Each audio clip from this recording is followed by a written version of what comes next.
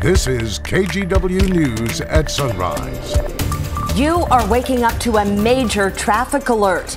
The Lewis and Clark Bridge will close for 8 days starting Sunday, and it has a wide-ranging impact. We are breaking down all the ways this will affect the commute. And in a handful of hours, SAG-AFTRA union members, many of them actors, will join writers on the picket line in California and Washington. How the strike will cause a disruption in Hollywood. And it's Twitter versus Threads. Which one will come out on top? Still too early to know, but we are breaking down some of the major differences between the apps. Happy Friday. We are finally here, and we are finally in for, some really warm weather. Oof. Hot weather. Yeah, like 90s. Most people consider 90 hot, right? Let's get to it right now. We'll get you out the door. Live look from our Stoller Vineyard camera in Dayton. This is pretty, right? Silhouette of Mount Hood there. And if you look really closely at the tippy top of your screen, you can see the waning crescent moon there. Sun up in about 35 minutes or so. Right now, we are waking up to temperatures that are warm. It's 64 in downtown Portland, 57 Hillsborough. We slip south into the Willamette Valley. We're upper 50s and low 60s. Pretty common here. Kaiser at 59, Salem and Almsville checking in with 64. The plan for today, wall-to-wall sunshine, flirting with the 80-degree mark by lunchtime. We will be up to about 90 degrees or so by 3 o'clock, I think, and I think Portland tops out at 92 today. We'll tack on a few degrees tomorrow with a heat advisory in effect across much of Western Oregon for the day on Saturday. I'll walk you through that part of your forecast in a second. Let's get you out the door with a live look at the roads. Here's a quick check of Highway 26 out near 217, rolling right along the drive from Wilsonville. Here's your northbound I-5 commute on the right-hand side of your screen. That looks good. A Rose City Sky camera showing I-5 down the bottom of your screen. No crashes, no unexpected delays on the roads just yet, guys. Okay, thanks, Chris. And hey, here's a traffic alert that we want to give you a heads up on. This is a live look from our Eric Patterson. He is at the Lewis and Clark Bridge right now, driving over. That bridge, by the way, connects Rainier, Oregon and Longview, Washington. It'll be closed for up to 8 days, starting at 8 o'clock Sunday night. So, Chris, you're here with more details on the closure and also the reason for it. Yeah, really big impacts, right? So, first off, there we go. Thank you, guys.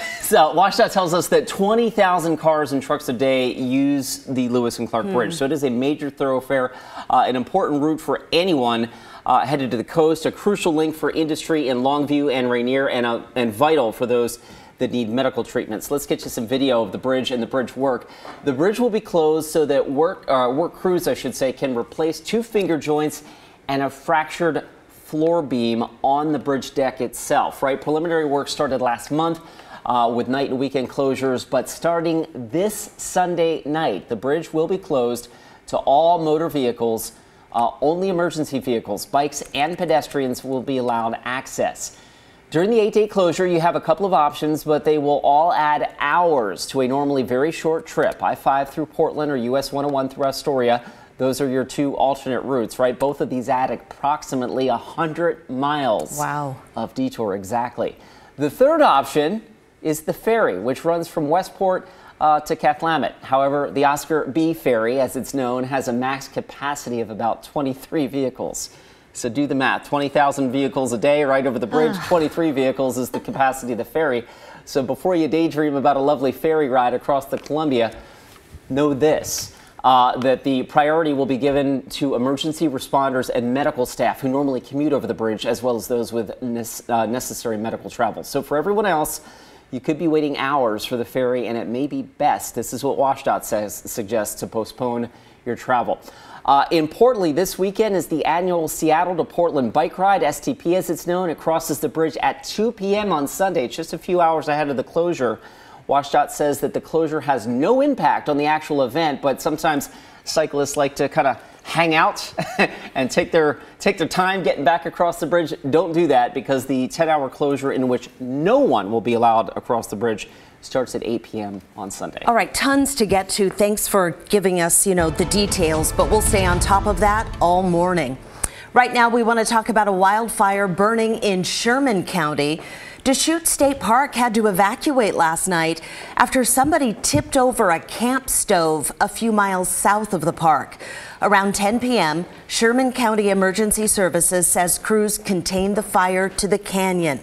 Now, this is an active fire burning about 1 mile up the Deschutes River on the Sherman County side. Deschutes State Park is under a level 3 go now evacuation order. Wasco County does not appear to be affected, though. At this point, it's unclear how big the fire is. Now to a terrible update on a death investigation out of Damascus. Police say a 12-year-old boy was killed in an apparent murder-suicide. The Clackamas County Sheriff's Office says 34-year-old Ricochet Kerr rammed through a gate to get to a home on Delia Street. Investigators say he crashed into the garage before killing the boy, then himself. 2 dogs in the home were also shot and killed. We've also learned someone at the address had a restraining order against Kerr. We want to take a moment here, though, to remind anyone who needs to hear it, you are not alone. There is help out there.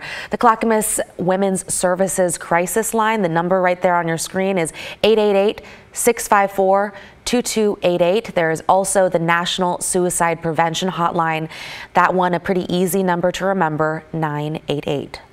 7 businesses in Northeast Portland are cleaning up glass after a vandalism spree early yesterday morning. Portland police arrested 44-year-old Freddie Paredes Cancab for allegedly hurling rocks and at least 1 brick at several windows. This happened along 32nd and Northeast Broadway.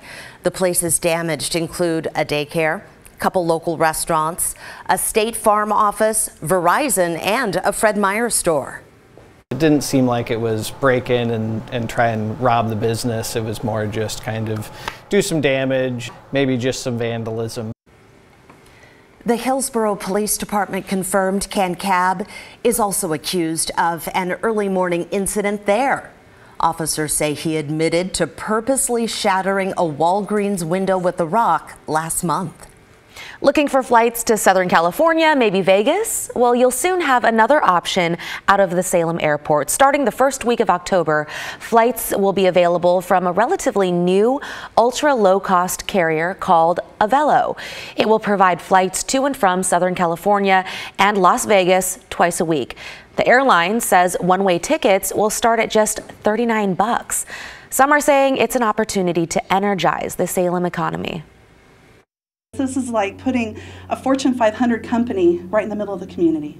The job creation and just the exponential ripple effect of bringing in new dollars to our local businesses. It helps our small business community, it helps keep employment, and it helps the engine keep running, not just for Salem, but for the entire Willamette Valley.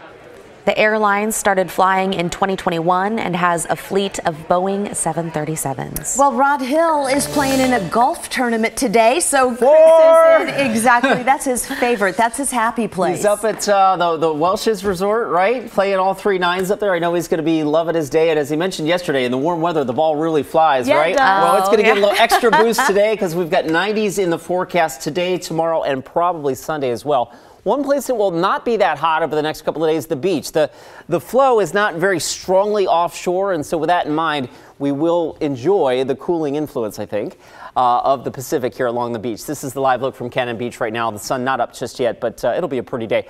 All right, we do have a heat advisory in effect for much of the Willamette Valley. Now, here's the deal. The advisory actually takes hold today for areas south of Salem, and then it expands for this whole area that you see in orange for the day tomorrow. Specifically for the Portland-Vancouver metro area, that heat advisory runs from noon Saturday through 9 p.m. That will be the hottest part of the next 3 days here in the region. That is on fire. Wow, what a pretty sunrise here from our Wells Fargo Sky Camera. Sun up, by the way, in about 25 minutes or so. We are off to a warm start. 66 at PDX. It's 57 in Hillsborough. Aurora checking in with 63. Check out the Dalles, already at 65 as well. And temperatures east of the Cascades are pretty warm. One of the cooler spots, Sun River in the Central Oregon Cascades right now, checking in with 46. All right, Futurecast shows temperatures quickly warming to near the upper 70s or near 80 degrees by lunchtime today. And then as I roll the clock into the late afternoon, you can see Futurecast has Portland easily in the low 90s today, mid 90s in Salem, mid to upper 90s for the southern Willamette Valley this afternoon, and it gets hotter. I've got Portland at 94 on Saturday with that heat advisory kicking in at noon. Mostly sunny, we'll call it not as hot on Sunday. Somewhere between about 88 and 91 is our forecast on Sunday, and then significant cooling comes in on Monday. Where we stand with 90-degree heat so far, 9 90-degree days at PDX. If you go back to May, remember we had a bunch then, one last month and a couple so far this month. We are well on our way to an above-average summer, we think, when it comes to 90-degree heat. All right, when does the relief come in? Well, obviously a couple of days of bright sunshine, but as I fast forward Futurecast into the weekend, you'll see that by late Sunday night, we get a pretty good push of marine cloud cover that comes in, and that will end temporarily the high heat in the forecast. That may even squeeze out a little drizzle across portions of southwest Washington. This is early Monday morning.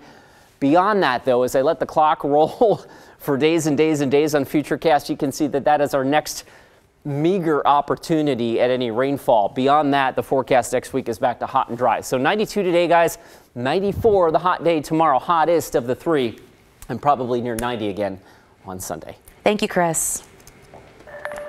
I think they've kicked the hornet's nest.